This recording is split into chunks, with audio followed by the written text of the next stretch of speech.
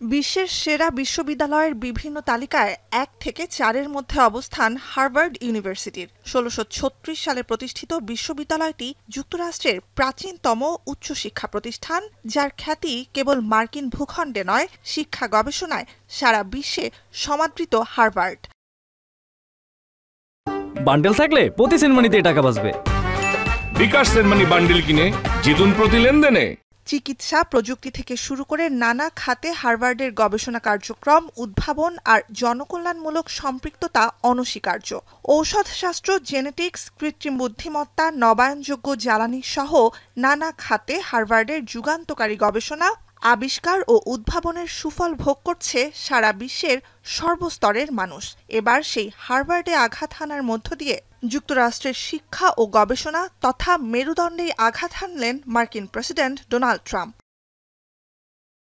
Harvard ইউনিভার্সিটির জন্য বরাদ্দ $২৩০ কোটি সরকারি তহবিল আটকে দিয়েছে ট্রাম্প প্রশাসন।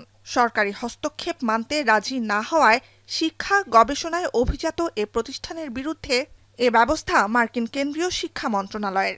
হার্ভার্ডের পরিচালনা ব্যবস্থা, নিয়োগের ধরন ও ভর্তি প্রক্রিয়ায় সংশোধনী সহ গেল সপ্তাহে বেশ কিছু দাবি সম্বলিত একটি দীর্ঘ তালিকা হার্ভার্ডে পাঠায় হোয়াইট হাউস। এটি বিশ্ববিদ্যালয়ের স্বাধীনতা ও স্বাতন্ত্র্য খর্বের চেষ্টা বলে সোমবার এসব দাবি প্রত্যাখ্যান করে হার্ভার্ড কর্তৃপক্ষ। ফিলিস্তিনপন্থী বিক্ষোভের জেরে ট্রাম্প প্রশাসনের চক্ষুশূল হার্ভার্ড সহ যুক্তরাষ্ট্রের বিভিন্ন অঙ্গরাজ্যের বিভিন্ন বিশ্ববিদ্যালয়। গেল ১.৫ বছরে দেশ জুড়ে এসব বিক্ষোভে বিশ্ববিদ্যালয়গুলোতে ইহুদি বিদ্বেষের বিস্ফোরণ ঘটছে বলে অভিযোগ প্রেসিডেন্টের। এরই ধারাবাহিকতায় গেল মাসে হার্ভার্ডের সাথে সরকারের $৯০০ কোটি চুক্তি ও অনুদান খতিয়ে দেখতে শুরু করে রিপাবলিকান সরকার। এ ঘটনায় শুধু হার্ভার্ড নয়, বিশ্বের সবচেয়ে ধনাঢ্য বিশ্ববিদ্যালয়গুলোর সাথে দ্বন্দ্বে জড়ালো ট্রাম্প প্রশাসন।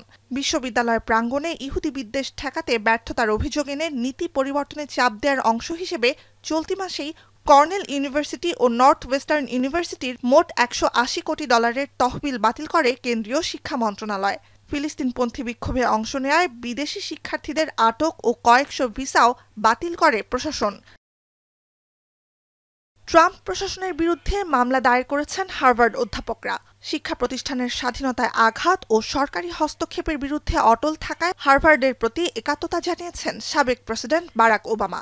এর আগে $৪০ লাখ তহবিল বরাদ্দের পর ট্রাম্প প্রশাসনের কাছে নতি স্বীকার করে কলাম্বিয়া বিশ্ববিদ্যালয়। নুজহাত কামাল, এখন বিশ্ব।